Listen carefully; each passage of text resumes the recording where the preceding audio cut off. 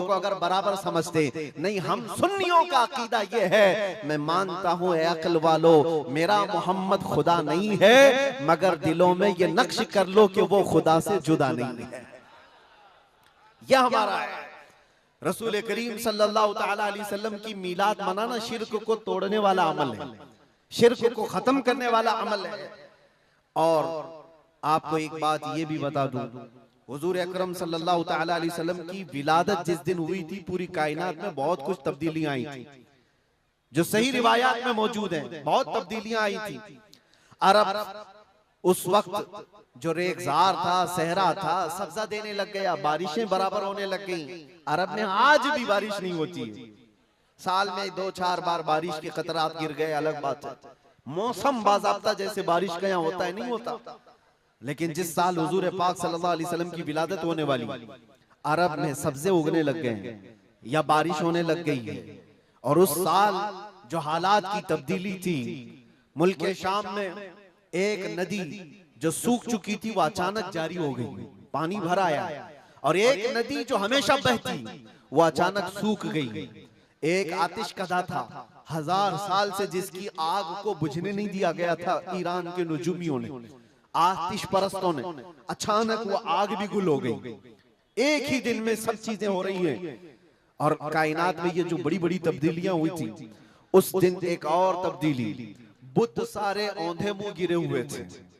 जो 12 रबीउल अव्वल शरीफ का दिन था, ये सही रिवायात से मैं बता रहा हूं, बुत औंधे मुंह गिरे हुए।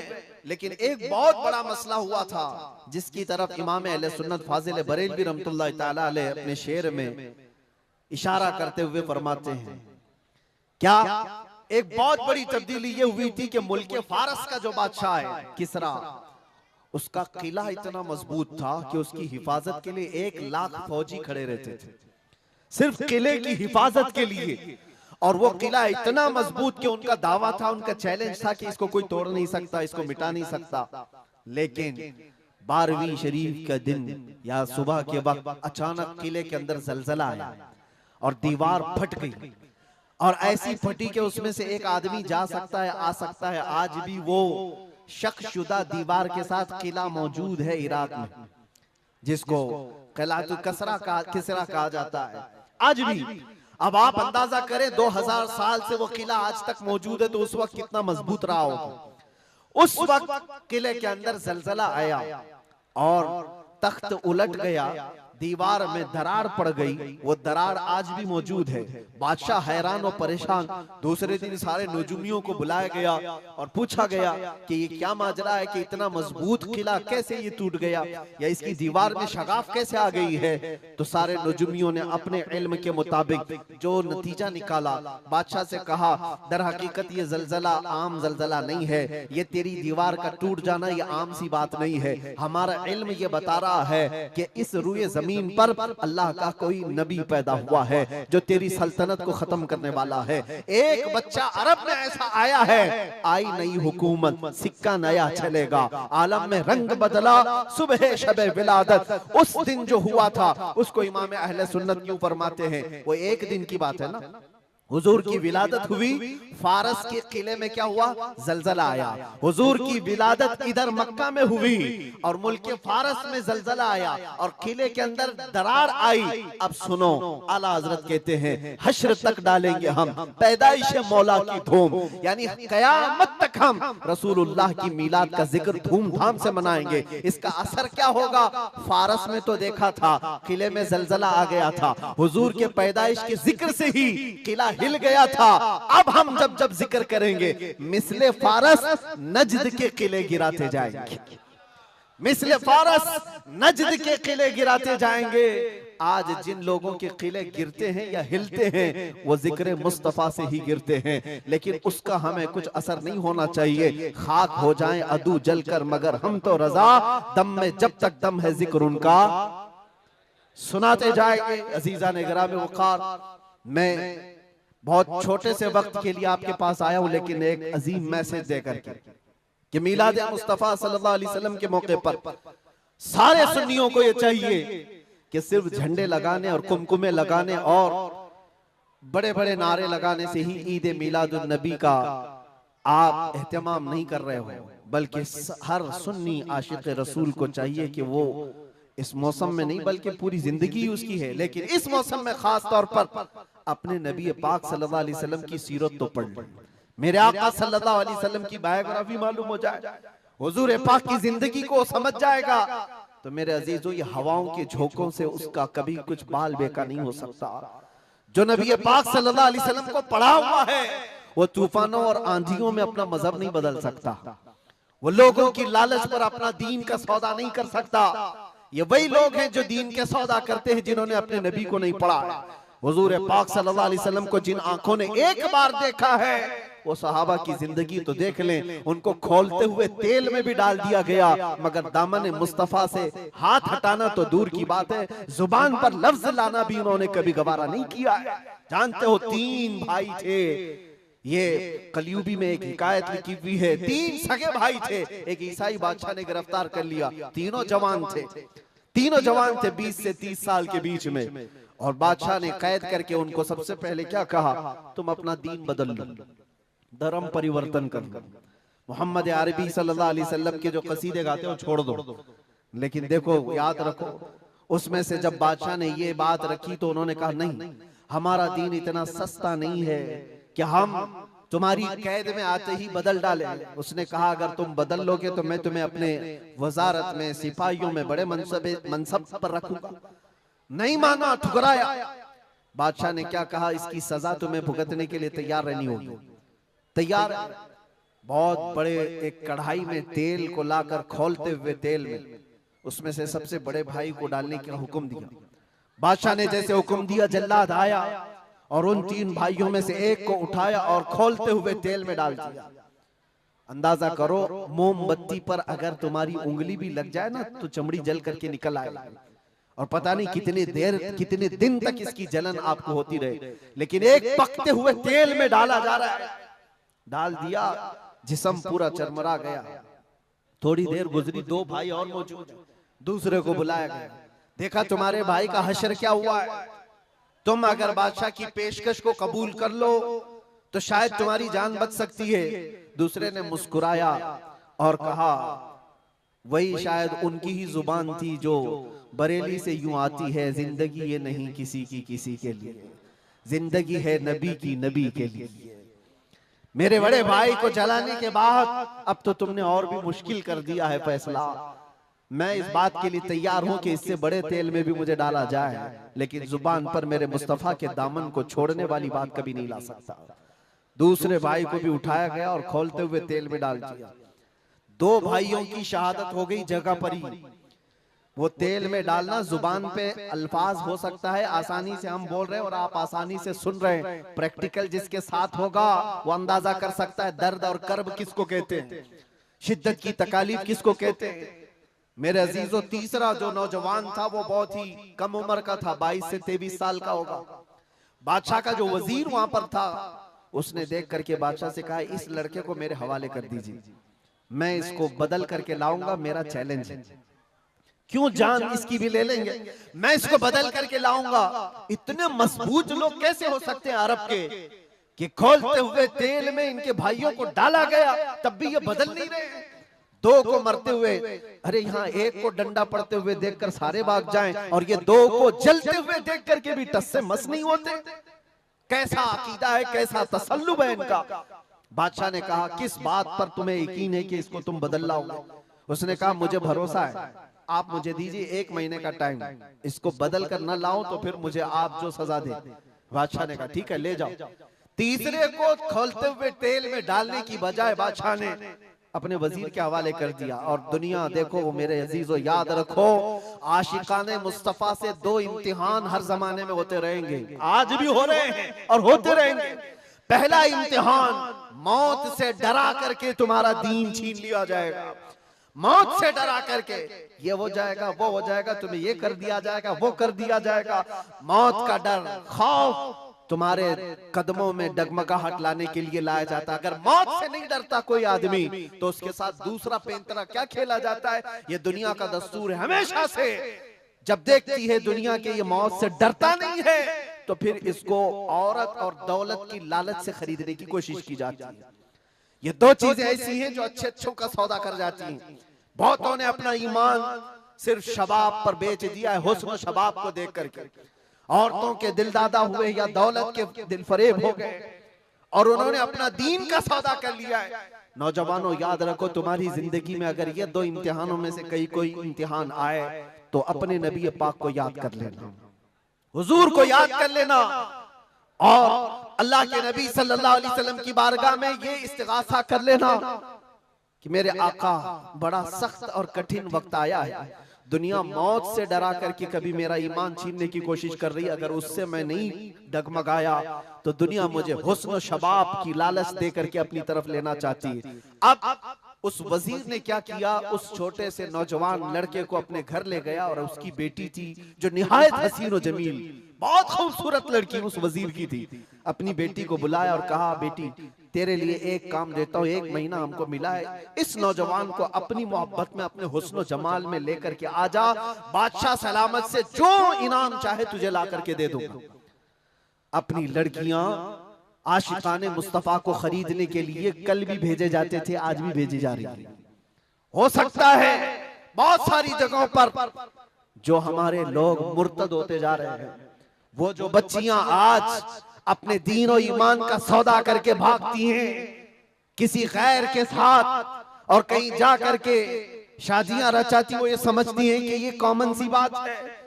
वो दीन बेचने वाले लोग हैं, उनका हिस्सा दीन इस्लाम में कुछ नहीं। कल कयामत के दिन देखना, तुमने अपने नफ्स की खातिर एक गैर मुस्लिम के साथ भाग करके निकाह किया, चाहे वो बेटी हो कि बेटा हो, अपने दीन से सौदा किया है और गद्दारी की है। कल कयामत के दिन मुंह तो अल्लाह को दिखाना है, हुजूर की शफाअत के बगैर तो कुछ होना नहीं है। देखना हश्र में जो हुजूर पाक सल्लल्लाहु ताला अलैहि वसल्लम के साथ तुम खड़े रहोगे कि हम खड़े रहेंगे, वो वक्त आने वाला है। उस नौजवान के साथ क्या हुआ, वजीर ने अपनी बेटी तो लगा दी, अल्लाह की पनाह मेरे अजीजों, हुजूर पाक का इश्क का एक कतरा भी जिसके दिल में आता है, ऐसी चीजें उसके पांव को नहीं डगमगाती, ना कभी उसका ईमान खरीद सकती हैं, ना उसके दीन का सौदा कर सकती हैं। वो लड़की रोजाना आती, रात के वक्त बैठ जाती और ये नौजवान जैसी महसूस करता, मेरे कमरे में अकेले तन्हा रहने के बावजूद वजीर की खूबसूरत हसीन जमील बेटी, जिसके निकाह के पैगाम बादशाहों के औलाद से आया करते थे,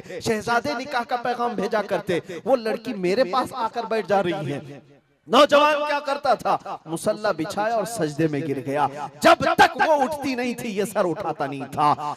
ये रात भर के सजदे इसके इसी तरह रहते, वो ऊँगती रहती, देखती रहती, इंतजार करती रहती और थक करके वापस चली जाती। महीना गुजरने को आया था मेरे अजीजों, उस नौजवान ने आंख भरकर एक बार देखा भी नहीं और वो थक हार करके महीना खत्म होने के बाद उस नौजवान को मुखातब करके कहती है, ऐ नौजवान एक बार मेरे हुस्न को देख तो ले, मुझे देखने के लिए बादशाहों के बेटों की भी कतार लगती है, कई बड़े बड़े लोग पैसों के अंबार लगा सकते हैं मेरे हुस्न को देखने के लिए, एक तू है कि मैं आता हूं तो मुसल्ले पे गिर जाता है, उठ एक बार देख तो ले, मुझे अल्लाह ने कैसा हुस्न दिया है, कैसा जमाल दिया है, एक बार देख तो ले।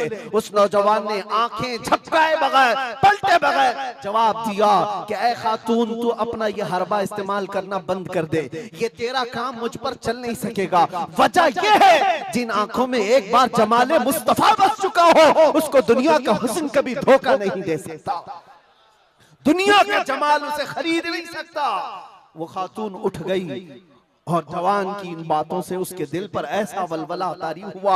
वो खातून कहती है, ऐ नौजवान खड़ा हो जा, मैं तुझे खरीदने नहीं आई, मैं तुझे अपनी दामे फरेब में फंसाने नहीं आई, उठ जा, अब मेरी एक अर्जी सुन ले। नौजवान उठा और पूछा क्या अर्जी है। कहती है कि मैं अब तेरी मोहब्बत में गिरफ्तार हूँ, मैं चाहती हूँ कि तू मेरे दीन में ना आ बल्कि तू अपने दीन में मुझे दाखिल कर ले, जिसके हुस्न ने तेरी आंखों को ऐसा बाकमाल बनाया है कि तन्हा होते हुए भी कभी तूने मेरे हुस्न को नहीं देखा। मैं चाहती हूँ कि उस हुस्न के पैकर जमाले मुस्तफा की मैं भी दिलदादा हो जाऊं। उस नौजवान को उठाया और कहा, मुझे पढ़ा दे ला इलाहा इल्लल्लाह मुहम्मदुर रसूलुल्लाह। हर जमाने में आशिकाने मुस्तफा जो होते हैं, हर जमाने में जो आशिकाने मुस्तफा होते हैं वो दूसरों की छाप अपने ऊपर लेते नहीं हैं, बल्कि जहां जाते हैं अपनी छाप दूसरों पर छोड़ करके आते हैं।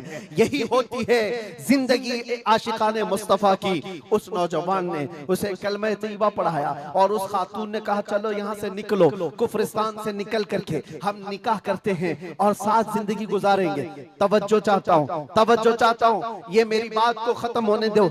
ऐ नौजवानों, आज तुम्हें कोई बहकाने वाला, खोलते हुए तेल में डालने वाला नहीं है, उसके बावजूद तुमने पता नहीं अपने कितने घंटे ये सारे सोशल मीडिया पर आई हुई ऐसी हसीना और जमीलाओं के पीछे अपनी रातें बर्बाद कर डाली। तुम्हें पता नहीं ये आंखें अल्लाह ताला ने तुम्हें किस लिए दिए हैं। दुआ ये करो कुछ ऐसा कर दे मेरे किरदिगार आंखों में, हमेशा नक्श रहे रूए यार आंखों में। उन्हें न देखा तो किस काम की है ये आंखें कि देखने की है सारी बहार आंखों में। अजीजा ने गिरामी, उस नौजवान ने उस खातून की बात सुन ली और कहा चलो मुझे इस जगह से, इस कैद से निकालो, हम ये शहर छोड़ देते हैं, ये मुल्क छोड़ देते हैं। उस खातून ने उस नौजवान को आजाद किया और साथ लेकर चल पड़ी। शहर भी छोड़ दिया, बाहर निकल पड़े। रात का वक्त है, अचानक वो आधा रास्ता तय किए कि पीछे से घोड़ों के दौड़ने की आवाज आई। तवज्जो चाहता हूँ, एक फौज आ रही है और हिनहिनाने वाले घोड़ों की आवाजें आने लगी। दोनों डर गए। नए लोग हैं, नौजवान लड़का है, नौजवान लड़की है और शहर से भागे हुए हैं, दीन इस्लाम कबूल करके निकले हुए हैं। बादशाह को हो सकता है खबर हो गई होगी, वजीर को पता चल गया होगा कि कैद से निकला हुआ ये फरार मुजरिम हमारा शहर छोड़कर जा रहा है। पूरी फौज आती हुई नजर आ रही थी। ये दोनों एक दरख्त के पीछे ओट पर छुप कर खड़े हो गए। पता नहीं अब इसके आगे क्या होने वाला है, हमें गिरफ्तार कर लिया जाएगा, हो सकता है हमारा भी अंजाम वही होगा जो हमारे दो भाइयों के साथ हुआ। लेकिन इत्तेफाक की बात है वो घोड़े करीब से करीब आते गए, वो फौज करीब आ गई और जब आ गई तो करीब आकर वो फौज रुक गई। इन्होंने देखा नहीं ये फौज कौन थी, ये लोग कौन थे।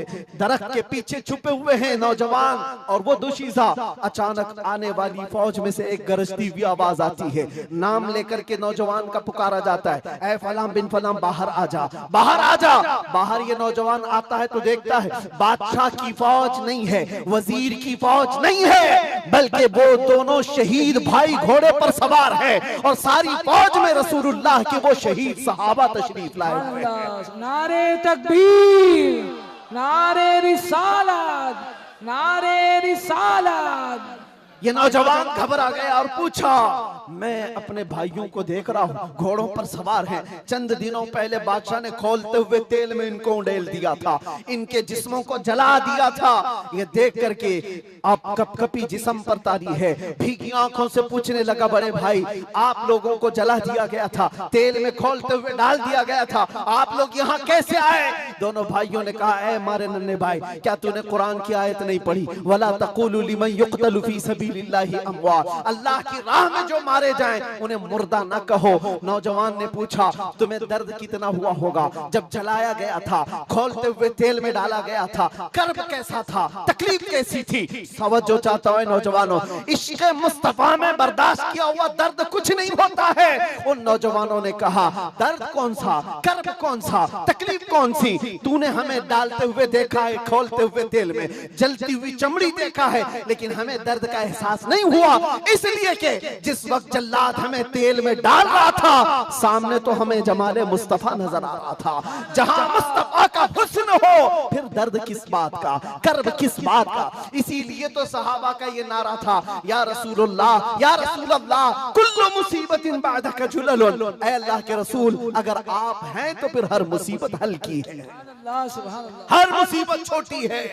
ऐ नौजवानों, दुनिया ने खरीदने की कोशिश की है, लेकिन जो जमाले मुस्तफा का दिलदादा है वो दुनिया के हालात से न बिकता है न झुकता है।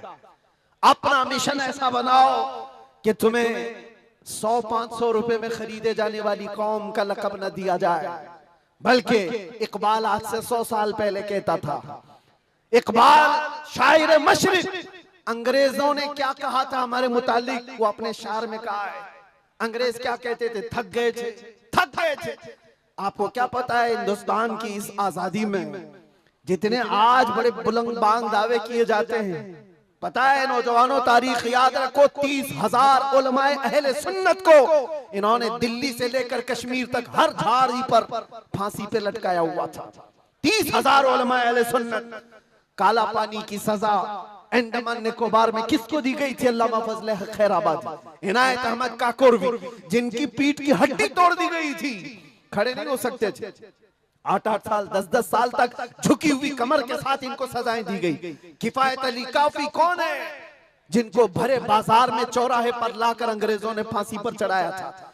जालिमात तारीख भुला देते हैं, या तारीख के चेहरे पर आज मट्टी थोपने की कोशिश की जाती है और हमारे नौजवान है कि याद नहीं रखते हमारी तारीख। या आशिकाने मुस्तफा थे, अंग्रेजों के नाक में अगर किसी ने दम किया था तो वो आशिकाने मुस्तफा की जमात थी, आशिकाने मुस्तफा की जमात थी।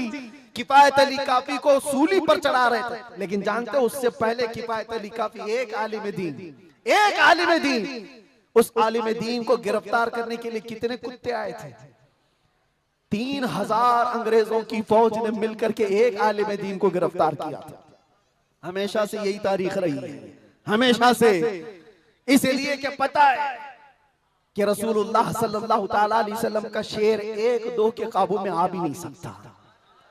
हमेशा घेर कर मारने की आदत कुत्तों की रही। करबला में भी तो यही हुआ, अकेले इमाम हुसैन के साथ सुबह से लेकर दोपहर तक लड़ते रहे। और आपको पता है एक हुसैनी जवान ने 200-200 यजीदियों को मार डाला है, एक ने।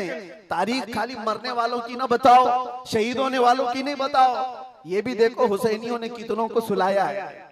एक हुर बिन यजीद जो एक रात पहले इमाम हुसैन के पास आकर बैत किए थे, एक रात पहले, और उन्होंने दूसरे दिन जंग शुरू की थी तो 120 लोगों को मारा था। आप अंदाजा करो, एक रात का हुसैनी 120 को सुला सकता है, तो अंग्रेज अच्छी तरह जानते हैं जो पैदाइशी हुसैनियों की तरह को सुला सकता है। सब पता है। किफायत अली काफी को 7 दिन तक गिरफ्तार करके उनके जिस्म पर इस्त्री चलाते थे, गरम इस्त्री चलाते थे, और जब चमड़ी जलती थी तो उस पर नमक छिड़कते थे। और किफायत अली काफी को बार बार कहते फतवा बदल डालो, आ जाओ हमारे वजारत में, हमारा मनसब ले लो, हर महीने पाउंड दिए जाएंगे, बरतानिया के पाउंड। लेकिन आशिक मुस्तफा डॉलर और बरतानिया के पाउंड पर नहीं बिकता, वो हुस्ने मुस्तफा का दिलदादा होता। 8वें दिन जब उनको फांसी पर चढ़ाया गया था, फांसी कोई आम चीज नहीं है मेरे अजीजों, जिसको सामने देख करके चच्चों की हालत खराब हो जाए। लेकिन किफायत अली काफी फांसी को देखकर कहने लगे थे, कोई गुल बाकी रहेगा न चमन रह जाएगा, पर रसूलुल्लाह का दीन हसन रह जाएगा। सब फना हो जाएंगे काफी वो, लेकिन हश्र तक नाम हजरत का जुबानों पर सुखन रह जाएगा, नाम हजरत का जुबानों पर चलन रह जाएगा। फांसी भी दे दी। ये सारे जो मामलात हुए, आशिकाने मुस्तफा सल्लल्लाहु अलैहि वसल्लम हर जमाने में आजमाए गए। और मैं कह रहा था, क्या बात, इधर उधर न जाए बात, अंग्रेज मजबूर होकर ये कहने पर आ गए थे, ये फाकाकश मौत से डरता नहीं जरा, ये फाकाकश मौत से डरता नहीं जरा। आशिकाने मुस्तफा ने हर जमाने में लोगों की नाक में दम कर रखा है, तादाद में थोड़ी ही क्यों ना हो, तादाद में थोड़ी क्यों ना हो, लेकिन डर इनको सबसे लगता है। क्या आपने तारीख नहीं देखी? एक बात मैं बताऊं, बॉडी बनाने वाले, मुक्के आजमाई करने वाले, चाहे तुम्हारे पास जितनी भी ताकत हो, ये जिस्मानी ताकत अपनी जगह पर, हमने देखा है व्हील चेयर पर बैठ करके एक खादिम हुसैन लब्बैक या रसूल अल्लाह कहता था, यूरोप की धरती भी हिलने लगती थी। पता ये चलता है जिस्मानी ताकत का कोई असर नहीं होता, इश्क मुस्तफा जहां होता है वो असली ताकत कहलाई जाती है। नारे तकबीर, नारे रिसालत, आशिकाने मुस्तफा, सुभान अल्लाह, सुभान अल्लाह।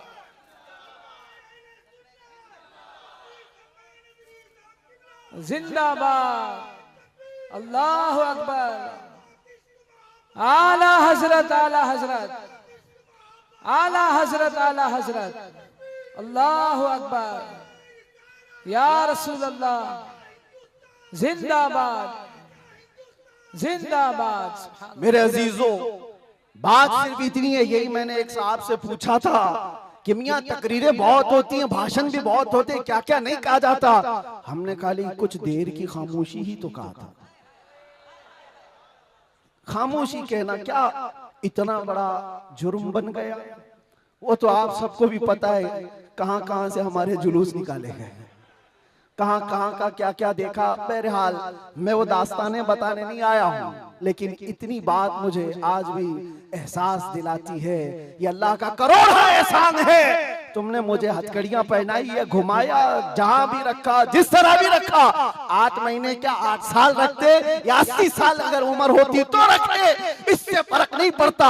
डर तो ये था कि चोरी में नहीं ले गया, डकैती में नहीं ले गया, रेप में नहीं ले गया, मर्डर में नहीं ले गया। दुनिया को तुम्हें बताना पड़ेगा इस आलिम को क्यों ले गया, तो तुम पुकार करके यही कहोगे इश्क़ मुस्तफा की बात करता था इसलिए ले गया। सुभान अल्लाह। लब्बैक लब्बैक लब्बैक या रसूल अल्लाह, लब्बैक लब्बैक लब्बैक या रसूल अल्लाह, लब्बैक लब्बैक लब्बैक। हमारा जुर्म यही तो है, दुनिया को तुम्हें बताना होगा क्या जुर्म किया था।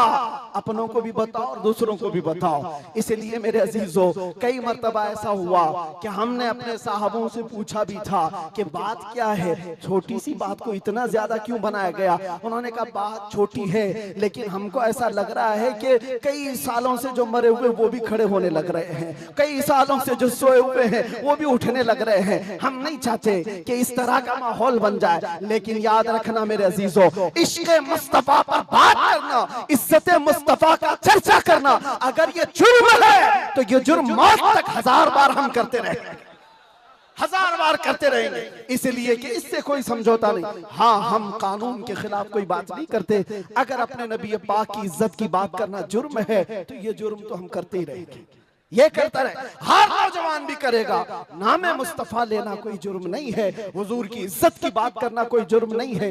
लेकिन एक साहब ने कहा, मुझसे कहा कि मुफ्ती साहब आप बयान करो, जितना करना है अपने नबी की तारीफ करो, जो करना है करो, लेकिन आप ये दूसरों को कुत्ता क्यों बोलते हो, ये सारी चीजें क्यों कहते हो।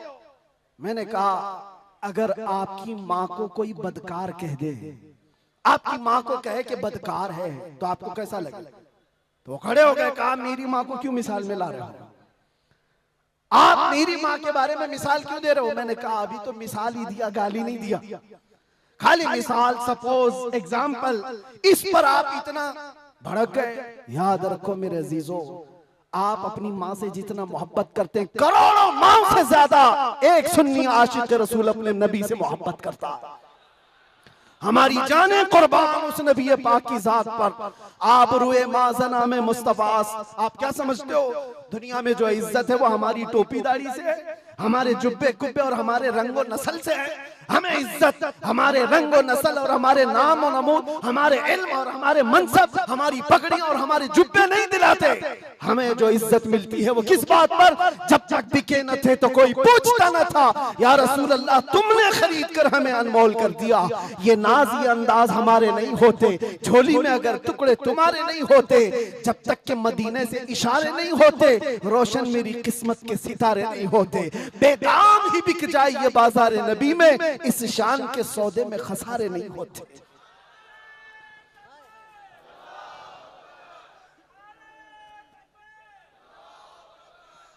बात मैं अभी खत्म करने आ रहा हूं, बस आप इस बात को अंदाजे में रखो मेरे अजीजों। दुनिया में बहुत आंधियां हैं, बहुत तूफान, और लोग कहते हैं हालात सही नहीं है, हालात सही नहीं है, इसलिए ऐसे चलना चाहिए। हालात तो हुजूर जब ऐलान नबूवत किए थे उस वक्त से लेकर अब तक कभी सही हुए ही नहीं, कभी सही नहीं हुए। क्या बदर में हालात सही थे, उहद में हालात सही थे, खंदक में हालात सही थे, खैबर में हालात सही थे, फतेह मक्का में हालात सही थे, करबला में हालात सही थे, कभी नहीं हुए। तो ये क्या ताना दिया जाता है, ये क्या मसलहत और हिकमत की बात की जाती है। हालात बड़े पेचीदा हैं, हालात बड़े सख्त है मेरे अजीजों। ये क़यामत तक ऐसे हालात रहने वाले। सतीजा कार रहा है अजल से ता इमरोज, शरारे बूलहबी से चराग़ मुस्तफ़वी, हर जमाने में ये हालात रहेंगे। आशिक मुस्तफा को इन्हीं हालात में परचम रिसालत बुलंद करके रखना है। वो सहाबा से पूछो जो निकल पड़ते थे, पैरों में चप्पल नहीं और कपड़ों पर पैबंद लगे हैं, एक खजूर की गुठली पर पूरा दिन गुजार लेते थे, फाका कश थे, लेकिन उनसे पूछो क्या उनके लिए हालात सही थे? जब अफ्रीका जा रहे थे, जब यूरोप की कलीसाओं में अजानें दे रहे थे, अफ्रीका के तपते हुए सहराओं में नामे मुस्तफा बुलंद कर रहे थे, उनसे पूछो हालात सही थे? वो कहेंगे कहां के हालात सही थे, उस वक्त भी हालात सही नहीं थे, लेकिन उसके बावजूद उन सहाबा का हाल ये था, दस्त तो दस्त है, दरिया भी न छोड़े हमने, बहरे जुल्मात में दौड़ा दिए घोड़े हमने, आ गया ऐन लड़ाई में गर वक्त नमाज, किबला रूहों के ज़मीन बोस हुई कौमे हिजाज, एक ही सफ में खड़े हो गए महमूद अयाज, न कोई बंदा रहा न कोई बंदा नवाज। ये सहाबा का मसलक था, उनका मामूल था, टल न सकते थे, जंग में अड़ जाते थे, पांव शेरों के मैदान से उखड़ जाते थे, हक से सरकश हुआ कोई तो बिगड़ जाते थे, अरे तेग क्या चीज है, हम तोप से भी लड़ जाते थे। अजीजा ने गिरामी, आप मजबूती पैदा करो नामे मुस्तफा के साथ। आला हजरत की एक बात बड़ी प्यारी लगी, आप बड़े परेशान थे और ये बात मैं आपको बताकर चलूं, जो इस हक रास्ते पर आएगा उसे समझ करके चलना पड़ेगा, कांटों के रास्ते हैं। ऐसा नहीं कि हर जगह फूल सजाए जाएंगे। लोग ये समझते हैं नामों से रिसालत की बात करें और फिर हलवे पराठे खाते रहे और हम नजराने लेते रहे लोगों के यहाँ जाकर के। लोगों को ऐसा लगता है, आज मैं इस बात की वजाहत करता हूं, वल्लाह बिल्लाह तल्लाह, कभी मुझे फकीर की कभी ये ख्वाहिश नहीं होती कि लोग मेरे नाम का नारा लगाएं, कभी नहीं। जो नारा लगे वो मेरे मुस्तफा के नाम का हो। हमारी अपनी कोई इज्जत नहीं है, हमारा इस्तेकबाल करना कहीं पर किसी के लिए वाजिब नहीं। आपकी मोहब्बत सर आंखों पर, लेकिन मैं इसका आशिक नहीं और ना ही इसका ख्वाहिशमंद, ना ही बुलंदो बाला इस्तेकबाल के साथ बड़ी गाड़ियों में आना, ये ताम झाम, कभी मुझे इस चीज की ख्वाहिश नहीं रही। और अगर ऐसी ख्वाहिश होती तो इस गली में आकर के आपसे बयान नहीं कर रहा होता। हमने लाखों का मजमा भी देखा है, लेकिन एक बात है, इस रास्ते पर चलने वाले को ये सोच करके चलना होगा कि आजमाइश होगी और इम्तिहान होगा। कई मर्तबा दौलत से खरीदे जाने की कोशिश की जाएगी, माल और मनसब दे करके, या कभी हुस्न शबाब दे करके, या कभी मौत की धमकी दे करके। ये सारी चीजें हमने देखी हैं अपनी जिंदगी में, बहुत छोटी जिंदगी में मौत की धमकी भी दी गई है। और मुझसे एक आ गया था कि अगर छूट गए तो ये समझ लेना कि दूसरा अवतार मिला है आपको।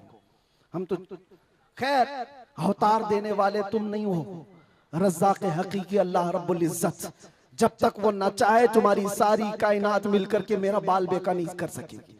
और अगर अल्लाह तबारक व तआला चाहे तो मच्छर और चूंटी से भी मौत हो सकती है, अल्लाह ना चाहे तो मोदी योगी से भी कुछ नहीं होता। अल्लाह अगर ना चाहे, अल्लाह अगर ना चाहे फिरौन और नमरूद से भी कुछ नहीं होता। और अगर अल्लाह चाह ले तो मच्छर से नमरूद भी मर सकता है और पानी से फिरौन भी हिलाक हो सकता है। हमारा अकीदा ये है, हमें उस बात का डर नहीं है, हमारी जिंदगी जब तक लिखी हुई है वो रहेगी और मौत आनी है तो आनी है। लेकिन इतना याद रखो मेरे अजीजों, क्या ही खूब है बिस्तर पर पांव रगड़ रगड़ करके मरने से बेहतर है कि नामे मुस्तफा बुलंद करके दुनिया से जाए। बुज़दिलों के साथ जाने से बेहतर है आशिकों की जमात में जाए। और आजमाइश तो होगी, इम्तिहान तो होगा। सहाबा के साथ क्या नहीं हुआ, उनके माल, उनकी औलाद, उनके घर बार सब लूट लिए गए थे मक्का में। आजमाइश ऐसी थी कि वो पूरा पूरा दिन एक खजूर की गुठली पर गुजारा करते थे और जंगें ऐसी उन पर मुसल्लत कर दी गई थी कि उनको अमन नाम की कोई चीज ही नहीं मिलती थी। हर घड़ी एक जंग से निकले दूसरी जंग, दूसरी से तीसरी।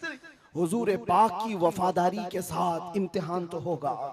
आज मिलाद मुस्तफा है, नबी करीम सल्लल्लाहु ताला अलैहि वसल्लम के 1500 साला जश्न ईद मिलाद की हम तैयारियों में अपने ईमान को मजबूत करो, अपने अकीदे को मजबूत करो, इश्क़ रसूल इतना बढ़ा लो। मैं कभी कोई तलवार बंदूक बारूद की बात नहीं करता, ना ही मैं कभी कोई खुफिया मीटिंग करता हूँ, ना ही मैं कभी कोई तंजीम की बात करता हूँ कि तुम इस तरह की तंजीमें बनाओ, खुफिया मीटिंगें करो, लड़ने भिड़ने के मंसूबे बनाओ। नहीं, जो हमारी बात रिकॉर्ड कर रहे हैं वो भी सुन ले। मैंने कभी नौजवानों को लड़ने भिड़ने के लिए तैयारियां करने की कभी बात नहीं की। अरे मियां, मैं तो ब्लेड और चाकू की भी बात नहीं करता, प्लास्टिक की भी नहीं बात करता। मैं सिर्फ ये चाहता हूं सर से लेकर पैर तक इश्क़ मुस्तफा में ऐसे ढल जाओ जिस गली से गुजरो मदीने की खुशबू आने लगे। तुम्हारा चलना फिरना कई कीड़ों की मौत का सबब बन जाएगा। आपको किसी हमले की जरूरत नहीं, आपको किसी पर अटैक करने की जरूरत नहीं। अपने दिल के अंदर इश्क़ मुस्तफा ऐसा बिठाओ, ऐसा बिठाओ। हमने देखा है मेरे अजीजों, हमने तन्हाई में बैठ के भी दिन गुजारे हैं और कई ऐसों के बीच में भी बैठ के दिन गुजारे हैं। हमारी अपनी तारीफ के लिए नहीं कह रहा, जहां ऐसे क्रिमिनल लोगों के बीच बैठते थे जो 20-20 साल से क्राइम में मुब्तला हैं, छोटे मोटे नहीं, मर्डर भी, रेप भी, ड्रग्स भी, सब उनके बीच बैठ करके देखा है। जब हुजूर पाक की बात की जाती है तो उनकी आंखों में भी आंसू आते हुए देखा है और तौबा करते हुए भी देखा है, रमजान में तरावी पढ़ते हुए भी देखा है। मैंने ये महसूस किया है दुनिया का एक ही इलाज है, इस उम्मत का एक ही इलाज है, वो मेरी बात का आखिरी हिस्सा है। इस दुनिया का एक ही इलाज है कि मोहम्मद से वफा तूने तो हम तेरे हैं, ये जहां चीज है क्या लौह कलम तेरे हैं। लब्बैक या रसूल अल्लाह, या अल्लाह या रहमान या रहीम, दिल माराकुन मुस्तकीम बिहक़्क़ि इय्याका नअबुदु व इय्याका नस्तईन। मालिक व मौला परवरदिगारा करीमा कारसाज़ा, तेरी दी हुई तौफीक से हमने जो कुछ भी पढ़ा और जो कुछ भी बयान किया और सुना, सब पर हमें अमल की तौफीक अता फरमा। हमारे इस जलसे पाक को अपनी बारगाह में शरफ़ कबूलियत अता फरमा।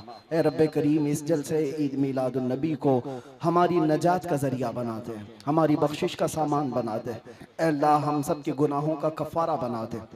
जितने बच्चे, बूढ़े, जवान, मर्द, ख़वातीन इस जलसे पाक में हाजिर है मौला, इस जलसे से निकलने से पहले सबकी बख्शिश का ऐलान फरमा दे। अल्लाह, नाम मुस्तफ़ा के लिए हाजिर आए हुए ये चेहरे हैं, इश्क़ मुस्तफ़ा की भीख मांगते मौला, हमारे दिलों से हुब्बे दुनिया को ख़त्म फरमा दे, हमारे दिलों पर दूसरों का रौब और खौफ ख़त्म फरमा दे। अल्लाह करीम, इस दिल को तेरे दरबार में पेश करते हैं, इसमें इश्क़ मुस्तफ़ा अता फरमा दे। अल्लाह, हमारा दिल धड़कता रहे तो तेरे नबी पाक के नाम से धड़कता रहे। हम सबको नामूस मुस्तफ़ा के सिपाहियों में शुमार फरमा। अल्लाह, इस पूरे इलाके को मरकज़ इश्क़ रसूल बना दे। अल्लाह, हमारी नस्लों में क़यामत तक आशिकाने मुस्तफ़ा पैदा फरमा। हमारी औलाद को, हमारी नस्लों को, हमारे ख़ानदान को बदअक़ीदा और गुमराह होने से महफूज फरमा। या रब्बल आलमीन, या अकरमल अकरमीन, जिस तरह इन्होंने इस जलसे को सजाया है, इनको और हम सबको हमारी कब्रों को सजाने की तौफ़ीक़ अता फरमा। अल्लाह, हम सब की कब्रों को रोशन फरमा दे। या रब्बल आलमीन, या अकरमल अकरमीन, हमारी माओं, बहनों, बच्चियों, बेटियों, बहुओं, बीवियों, सबको हमने तेरे हवाले कर दिया, उनकी इज्जतों की हिफाजत फरमा। अल्लाह करीम खुदा, हम सब में जो बीमार है उन्हें शिफा अता कर दे, जो भी औलाद है उन्हें साहब औलाद बना दे, और जो कर्ज में डूबे हुए उनके कर्जों में आसानियां अता कर दे। अल्लाह, जो बेरोजगार है उन्हें हलाल रोजियां अता फरमा, जो नाहक मुकद्दमे और जेलों में हो उनको आज़ाद फरमा दे। ए करीम खुदा रहमान रहीम, मौला तेरे दरबार में आखिर में ये इल्तिजा है, न जाने ये आंखें कब हमेशा के लिए बंद हो जाए। इन आंखों के बंद होने से पहले एक बार तेरे हबीब पाक के चेहरे की जियारत नसीब फरमा। ऐ अल्लाह, दुनिया में हर आफत से बचाना मौला, उक़बा में न कुछ रंज दिखाना मौला, बैठे जो दरे पाक पैगंबर के हुजूर ईमान पे उस वक्त उठाना मौला।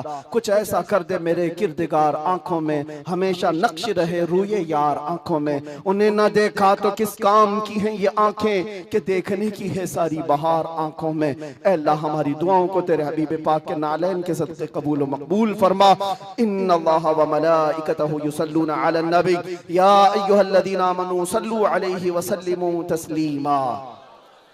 अल्लाहुम्मा सल्लि अला सय्यिदिना मुहम्मदिन मअदनिल जूदि वल करम व आलिहि व अस्हाबिहिल किराम व इब्निहिल करीम व बारिक व सल्लिम। दअवाहुम फीहा सुब्हानकल्लाहुम्मा व तहिय्यतुहुम फीहा सलाम व आखिरु दअवाहुम अनिल हम्दुलिल्लाहि रब्बिल आलमीन। जब दमे वापसी हो या अल्लाह, जब दमे वापसी हो या अल्लाह, लब पे जारी हो बस ला इलाहा इल्लल्लाह मुहम्मदुर रसूलुल्लाह। एक ऐलान मेरी तरफ से, जुलूस ईद मिलादुन नबी सल्लल्लाहु अलैहि वसल्लम आएगा तो है नौजवानों, पूरी दुनिया आपको देख रही होगी।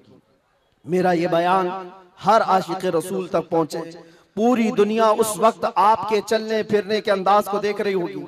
बड़े बड़े डीजे लाना और उस पे गानों की धुन की तरह थिरकना इस्लाम में हराम है, हराम है, हराम है। और एक हराम काम से अपने नबी पाक की मिलाद नहीं मनाई जा सकती। याद रखो, तुम अगर अपना एंटरटेनमेंट करना चाहते हो तो किसी और जगह जाकर करो, मिलाद मुस्तफा को बर्बाद ना करो। मेरी ये गुजारिश है हर नौजवान को, आप सुन्नत मुस्तफा सल्लल्लाहु अलैहि वसल्लम में मलबूस हो जाए और खूब खुशबू लगाए, खूब खैरात करे और नारे भी हो, हुजूर की नातें भी हो सब जगह, लेकिन डीजे के जरिए से या उस दिन नशा करके दूसरों को तकलीफ पहुंचाना और अपने जिस्म को तकलीफ पहुंचाना अल्लाह के नबी सल्लल्लाहु अलैहि वसल्लम को ईजा देने के बराबर है। हुजूर तो ये फरमाते हैं, तुम्हारे तलवों में कांटा भी चुभे तो उसका दर्द मुझे होता है। आप अंदाजा करो, उम्मत मुस्तफा हो और हुजूर पाक को ईजा देना और दर्द देना आपका मजहब नहीं हो सकता। उस दिन रोजा भी रख सकते हैं, खैरात भी कर सकते हैं, इश्क मुस्तफा के नगमे भी सुना सकते हैं और जो गरीब हो, कमजोर हो, उनको उठा भी सकते हैं और बूढ़ों का बोझ भी उठा सकते हैं। मिलाद मनाने के बहुत तरीके हैं, जरूरी नहीं कि डीजे पर नाचना ही और जुलूस में निकल करके थिरकना ही और झंडे फहरा करके लोगों को तकलीफ देना, आग उछालना, ये सब गैरों की तरफ से आए हुए रस्म रिवाज है। मैं गुजारिश करता हूं कि ऐसी किसी भी रस्म रिवाज से मिलाद मुस्तफा के जुलूस को नापाक न करो और अगर कोई करता है तो उसे रोकने की कोशिश करो। तुम अपने बाप का इस तरह मना लेना या तुम्हारे बेटे का कर लेना, मगर मुस्तफा करीम के मिलाद को नापाक होने नहीं देना। इंशाअल्लाह जुलूस ईद मिलाद 1500 साल जो आ रहा है उसको इस तरह से मनाएंगे कि इश्क मुस्तफा की खुशबू हर गली कूचे में हम पहुंचाएंगे इंशाअल्लाह। लब्बैक या रसूल अल्लाह, लब्बैक या रसूल अल्लाह, लब्बैक या रसूल अल्लाह।